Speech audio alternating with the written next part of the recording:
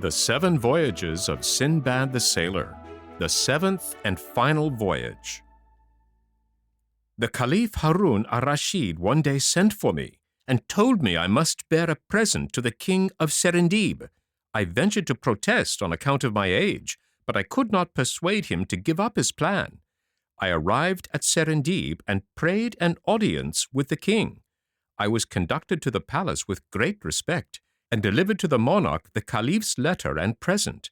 The present consisted of the most ingenious and valuable works of art, with which the king was exceedingly delighted, and he was also pleased to acknowledge how much he esteemed my services. When I departed, the monarch bestowed on me some rich gifts, but the ship had not long been at sea before it was attacked by pirates, who seized the vessel and carried us away as slaves.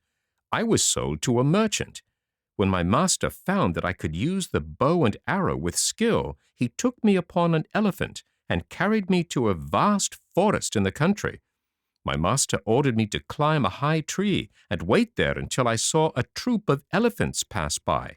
I was to shoot at them, and if one of them fell, I was to go to the city and give the merchant notice.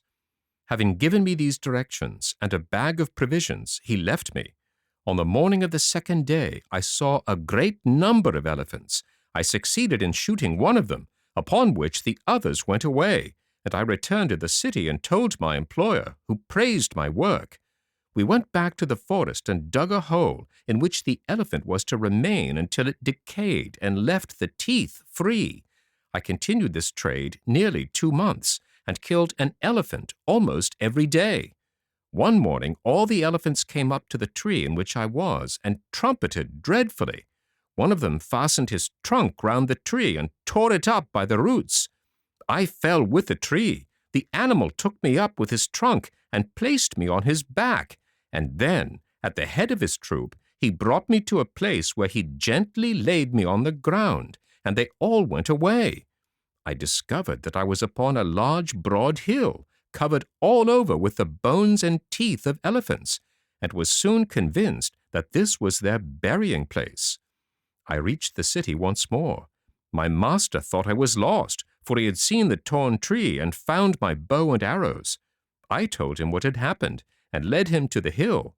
We loaded the elephant on which we had come, and thus collected more teeth than a man could have obtained in his whole life.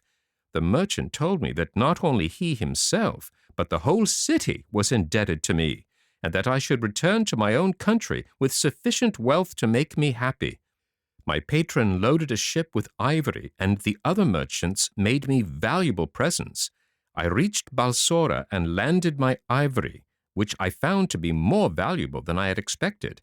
I set out with caravans to travel overland, and at last reached Baghdad, where I presented myself to the Caliph and gave an account of my embassy. He was so astonished at my adventure with the elephants that he ordered the narrative of it to be written in letters of gold and to be deposited in his treasury. The end.